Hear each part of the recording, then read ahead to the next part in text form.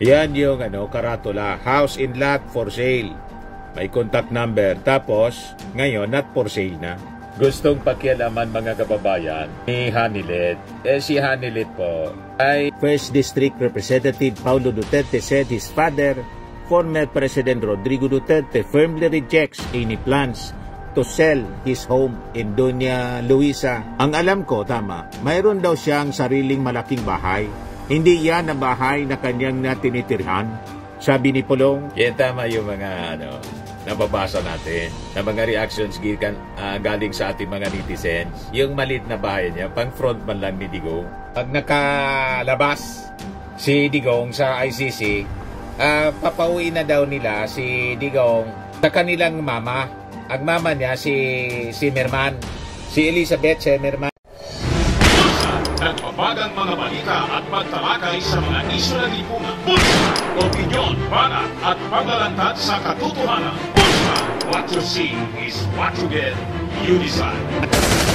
Mga kababayan, kumusta po kayo? Si Dante Maravillas. Dito muna tayo sa podcast, Life with Dante M. Pag-usapan natin yung for sale na bahay ni Digong doon sa Davao City na nilagyan ng karatulang for sale. At nagpa-interview sa DCRH si Hanilet and yung kanyang anak na si Kitty sinabi na binibenta na daw ito ng kanyang nanay.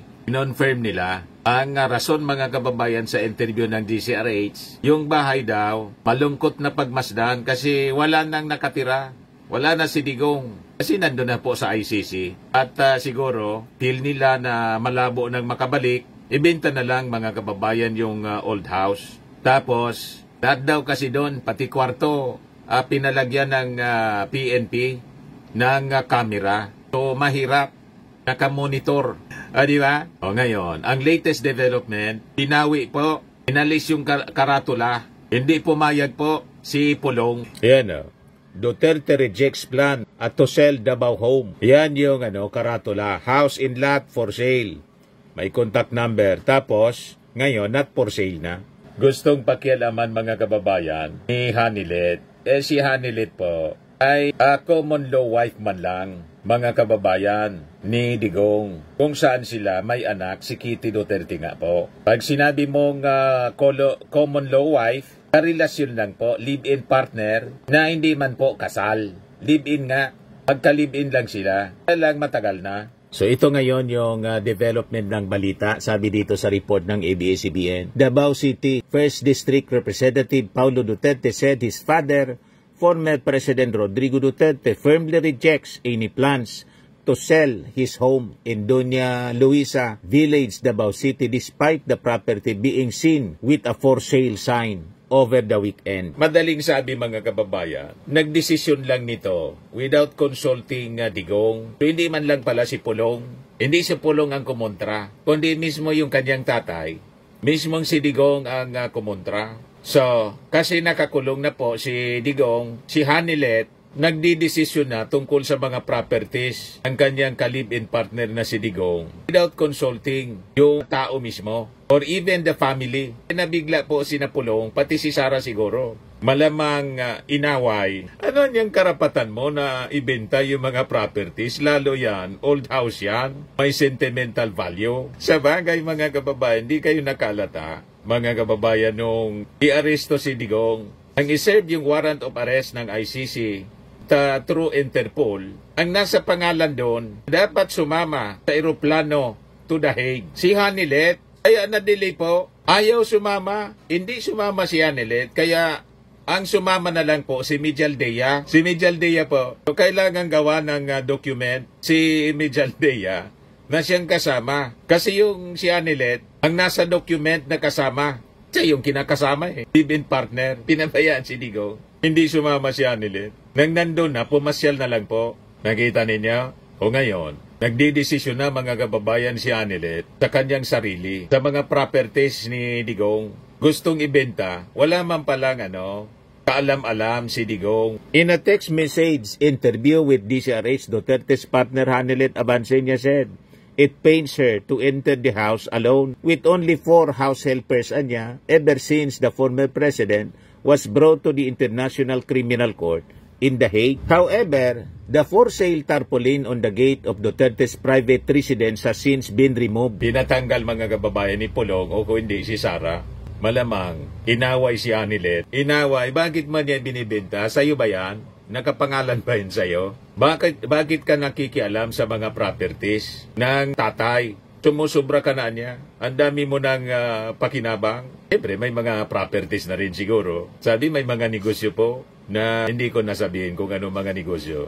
Pero yung kumakalat po, ang daming negosyo sa Davao City and elsewhere. Itong si Hanilet, siyempre, nagpasiguro na rin. Alangan man, di ba? So, tinanggal, mga kababayan. Si Congressman Duterte, who recently visited his father at the ICC Detention Center, said the former president told him the property holds deep sentimental value. As the first house he bought with his own money, a personal milestone he refuses to let go of, even while detained abroad. So, sabi ni sa salita nila, sabi ni Pulong, tinanong namin siya kung ibibenta raw ba ang bahay. Hindi raw talaga, ang bahay raw na yan ay ang pinakaunan niyang bahay at ayaw niya talagang ibenta, sabi po ni Pulong. He also clarified that the house in question is different from the property of Hanilet Abansenia. Kang Ma'am Hanilet na anman daw siya'y kaugalingo kong dako nga balay, may malaking bahay siguro ibig sabihin nito. Ang alam ko, tama, mayroon daw siyang sariling malaking bahay. Hindi yan na bahay na kanyang tinitirhan, sabi ni Pulong. Tama yung mga nababasa natin, na mga reactions galing sa ating mga netizens. Yung maliit na bahay niya, pang front man lang ni Digong. May mga mansion na niya yan. Kaya lang, pinili niya doon kasi doon siya nagugustuhan ng mga tao. Iniisip ng mga tao, paano niya sasabihin na korap si Digong? Ang bahay napakaliit. Simula pa noon hanggang ngayon, yan lang naman ang kanyang bahay. Ngayon, inamin na ni Pulong. Si Hanilet may malaking bahay din. Alangan man, saan man yung kunin ang pagpagawa ng malaking bahay. Aling mismo sa bibig ni Pulong. Ang kay Ma'am Hanilet, mayroon daw siyang sariling malaking bahay. Hindi yan na bahay na kanyang tinitirhan. Pulong added, for the dispelling rumors of an internal family dispute over property. Yan, sabi ni Pulong. Tinanong namin siya kung ibibenta raw ba ang bahay. Hindi raw talaga. Ang bahay raw na yan ay ang pinakaunan niyang bahay at ayaw niya talagang ibenta. Ayan po yung interview, mga kababayan sa kanya. Kahapon lang po ito. Ako siyang ipanguntahan na po. Una, ako lang siyang likay-likay kay kapalumang ka sa nasulod, di ba? Medyo depressed. So ako siyang ipanguntahan na nga ibaligya ba tong balay sa among lula, sa dili daw ito ibaligya, di sa musugot. Yan, nagigya ako ng gidiretso, nga imong balay di sa Doña Luisa, ibaligya ba? Nito ba naman siya, nga baligya ba daw nga? Modo na yung pinakaunan niyang balay, si Hanilet, naman daw kaugaling mong balay, dako daw. So, moto yung tubag. So, di daw niya ipabaligya. Pero nabaligya na ni Hanilet, ako kung ipangutaan na nga, kung antitalo kaginsa, murag isulti man to siya, ka-Hanilet daw, murag ana. Wapo ko, way klaro po yung tubag, pero nabaligya na, may mabuhat. Kasi sa pagkakaroon, ang among inahan, si mama namo, ni sulti gyud nga, pohon, o kaluyan sa Ginoo makagawa siya, dito na siya papuyon sa balay namo. Wow. So sabi ni Pulong, pag nakalabas si Digong sa ICC, papauwi na daw nila si Digong sa kanilang mama. Ang mama niya si Merman, si Elizabeth Merman. Doon na daw uuwi si Digong, sabi ni Pulong, kung makalabas. Pagkana naman may kaugaling balay, kung may balay ang mga mahan, dito pwede nang puyo sa mga balay. Sir, kay worried magod ang buong Pilipinas, mostly support ni tatay dito na ang balay daw pero whole history na di ang kuan gid naman na nastoryahan namo ni VP Inday o ni Mayor Baste na kanang balaya dili na siya actually na masulting kang sa among amahan. Ang tagiya na ang tiga Davao na kay nahimo na nilang atuhanan ng lugar. Bukya si Anilet. May bahay na rin siya na sarili. Gusto pang kunin pati yung old house. Nasupla, mga kababayan. O ito si Sara, mga kababayan, pakinggan natin yung sinabi niya noon. Nagsuggest na ako kay Hanilet kasi bahay nila yan. Sabi ko, buksan mo na lang para sa mga tao para nakikita nila kung saan ba kumain si Pangulong Duterte, saan siya natulog, ganon. Sabi ko, para ma-share namin yung buhay Ulitin natin mga kababayan yung Pangulong Duterte. sinasabi niya. Nagsuggest na ako kay Hanilet kasi bahay nila yan. Sabi ko, buksan mo na lang para sa mga tao para nakikita nila kung saan ba kumain si Pangulong Duterte, saan siya natulog, ganon.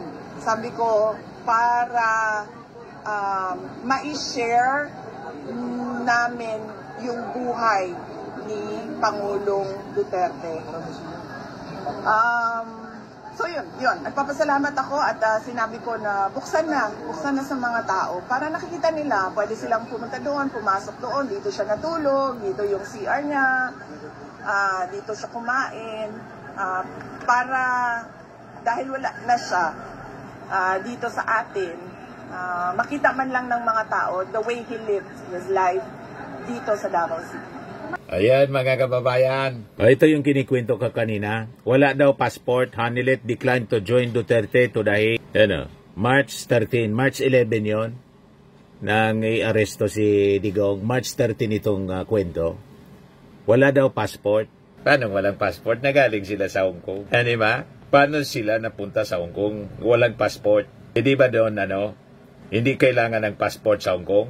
Ano ba? So galing silang Hong Kong ang i-arrest. Pero sinabi ni hindi niya ako sumama kasi wala akong passport. Doon pa lang mga kababayan, di ba dapat siyang dumamay? Talagang dinamayan niya. Hindi niya dapat binitawan bilang nagmamahal na pangalawang asawa ni Digong. Sumama po si Mitchell Dea Kaya na-delay. Kasi kailangan pang gawa ng document. Anong tawag nun? Yung sa pasahero? Na nakalista po sa pasahero, passenger, ang eroplano, si Abansenia, Hanilet. Pagkatapos ngayon, biglang lumitaw yung karatula, for sale, yung old house, na hindi naman pala sa kanya. Hindi man yun yung bahay, may bahay na mas malaki. Sabi ni Pulong, itong si Hanilet Abansenia. O di wow. So, ano ang lesson nito, mga kababayan, dito sa ating podcast, Life with Dante M? Mahirap maging pugi. Yan ang lesson. At pag pugi, pinag-aagawan. Pag pinag-aagawan, problema ngayon pagdating sa property. Pwedeng ibenta, walang paalam. Kaya mahirap maging pugi, mga kababayan. Huwag kasing mag-asawa ng marami para iwas gulo. Sa bagay, si Digong sanay sa gulo, magulong buhay. Kaya nga po, nang mag-retire siya bilang presidente, imbis na namamahinga, ginulo yung ating gobyerno, ginulo yung ating administrasyon. Ayan tuloy yung nangyari. Diniliver siya doon sa The Hague. Di ba? Kaya iwasan ang gulo dapat. Anyway, mga kababayan, kung hindi pa po kayo nakasubscribe dito sa ating channel, Life with Dante M, click subscribe po. Laging tatandaan po natin, you become what you believe. Bye-bye po. Ito naman po, Firmax Firming and Lifting Cream. Pinapahid po sa mga pulses in affected area. Mainam po sa paninigas ng mga kasukasuan. Ito naman po, Automax Radiant Serum. Sa mukha naman yung application. Anti-aging po siya. You will look 10 years younger than your age. Sa mga cancer patients naman po, baka lang gusto ninyo itong itry. Ning siya Red Mix Fruit Drink. Hindi mo po siya gamot, food supplement siya. Kaya lang, gawa siya mga kababayan sa goji berry. Yung goji berry, may anti-cancer properties. O ngayon, yung mga inquiries ninyo, dumiritso na lang kayo sa aming messenger sa Facebook para masagot namin agad. Ayos pa? Ayos na ayos niya, Mr. Maravilla. But anyway, ito po pala yung aming bagong product na binibenta online. I am worldwide amazing pure organic barley powdered drink mix from Australia. Negosyo to ng aking anak na architect entrepreneur Riz Maravillas. Ayan po. Kontakin na lang po ninyo siya, Riz Maravillas on Facebook. Ang mga health benefits niya, boost immunity, improves digestion, enhance energy levels, packed with antioxidants, prevent cancer. Sa mga naghanap po ng malinis and spacious fitness gym, pumunta lang po kayo sa aming Colossal Fitness Gym. May Grab car rental din po kami. Ito naman po yung bago naming product na binibenta online. Eye Glow Serum, whitening po siya. Tingnan ninyo yung epekto sa aking anak na architect before and now. Yung mga inquiries po ninyo, dumiretso na lang kayo sa kanyang Facebook account, Riz Maravillas.